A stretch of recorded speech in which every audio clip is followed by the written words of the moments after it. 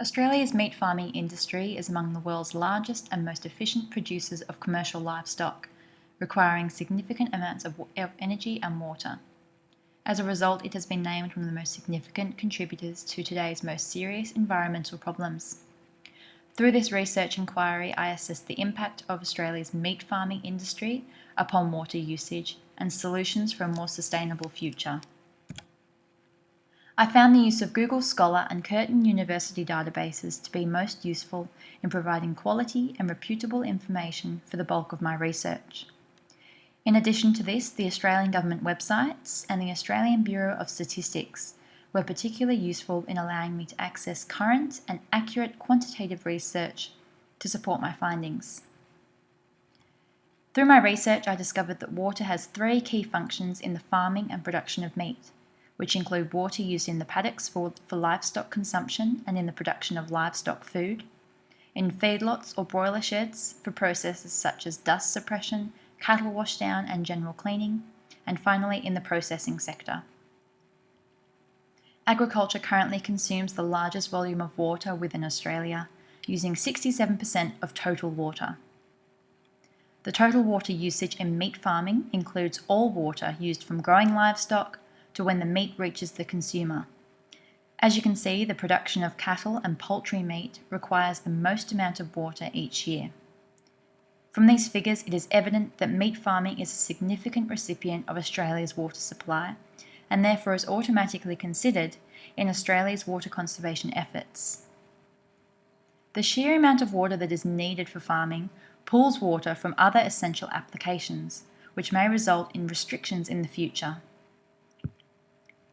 Meat farming has also been linked to increased greenhouse gas emissions. Methane and nitrous oxide gases that are directly emitted by livestock have been found to account for approximately 10% of Australia's total greenhouse gas emissions. Studies have also found that runoffs from meat farms have the ability to contribute to dead zones in coastal areas, degradation of coral reef, and polluted water. Statistical evidence concludes that meat farming does in fact have a significant impact upon Australia's water. However, it can be argued that this is not an entirely negative finding. The returns for the economy are only positive, with the agricultural industry bringing in an estimated average of just under $40 billion. That's $4 million per gigalitre of water. Despite this, concerns for the environment remain prominent as climate change and resource-intensive ways of living increase. In order to protect the sustainability of water within Australia, one possible consideration may be the increase of meatless diets such as veganism. On average, it takes approximately 20 times less water to produce a kilo of rice, vegetable or fruit than it does a kilo of beef. There are also a number of water-saving initiatives currently in place. However, further research is needed to understand the effectiveness of these programs and improvements that can be made for a sustainable future. This particular inquiry met the requirements of 5 of the Australian curriculum outcomes in science education, making this topic of research most suitable for years 3 to 5.